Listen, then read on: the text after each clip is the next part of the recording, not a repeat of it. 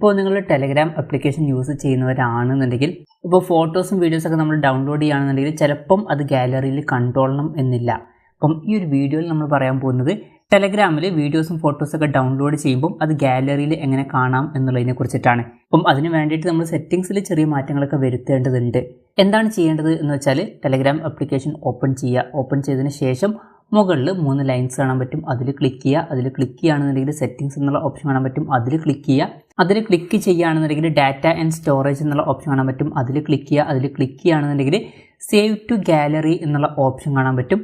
അതിൽ ചില കാര്യങ്ങൾ ചിലപ്പം ഓഫായിരിക്കും, ചിലപ്പം ഗ്രൂപ്പ്സ് അല്ലാന്നുണ്ടെങ്കിൽ ചാനൽസൊക്കെ ഓഫായിട്ടായിരിക്കും കിടക്കുന്നുണ്ടാവുക.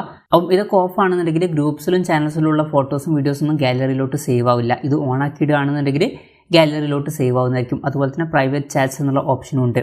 ഇപ്പോൾ നിങ്ങൾക്ക് ഗ്രൂപ്പ്സിലും ചാനൽസിലുള്ള ഫോട്ടോസും വീഡിയോസൊന്നും ഗാലറിയിലോട്ട് സേവ് ചെയ്യേണ്ട എന്നുണ്ടെങ്കിൽ അത് ഓഫാക്കി വെക്കാവുന്നതാണ്. ഇനി അത് വേണമെന്നുണ്ടെങ്കിൽ അതും നിങ്ങൾക്ക് ഓണാക്കി വെക്കാവുന്നതാണ്. എന്തായാലും ഇത് കംപ്ലീറ്റ് ഓണാക്കി വെക്കുകയാണെന്നുണ്ടെങ്കിൽ എല്ലാ ഫോട്ടോസും വീഡിയോസും ഒക്കെ ഗാലറിയിലോട്ടും സേവ് ആവുന്നതായിരിക്കും. അപ്പം ഇങ്ങനെ നമുക്ക് വളരെ സിമ്പിളായിട്ട് ടെലഗ്രാമിൽ ഡൗൺലോഡ് ചെയ്യുന്ന ഫോട്ടോസും വീഡിയോസും ഒക്കെ ഗാലറിയിലോട്ട് സേവ് ചെയ്യാവുന്നതാണ്. ഈ ഒരു വീഡിയോ നിങ്ങൾക്ക് യൂസ്ഫുൾ ആയി എന്ന് വിചാരിക്കുന്നു. എന്തായാലും ഈ ഒരു വീഡിയോ പറ്റിയിട്ടുള്ള നിങ്ങളുടെ ജെന്യുവൻ ആയിട്ടുള്ള അഭിപ്രായം ജസ്റ്റ് ഒന്ന് കമൻറ്റ് ചെയ്യുക. അതുപോലെ തന്നെ ഇതുപോലുള്ള വീഡിയോസ് ഇനിയും കാണാൻ താല്പര്യമുണ്ടെന്നുണ്ടെങ്കിൽ ഈ ചാനൽ സബ്സ്ക്രൈബ് ചെയ്യാവുന്നതാണ്.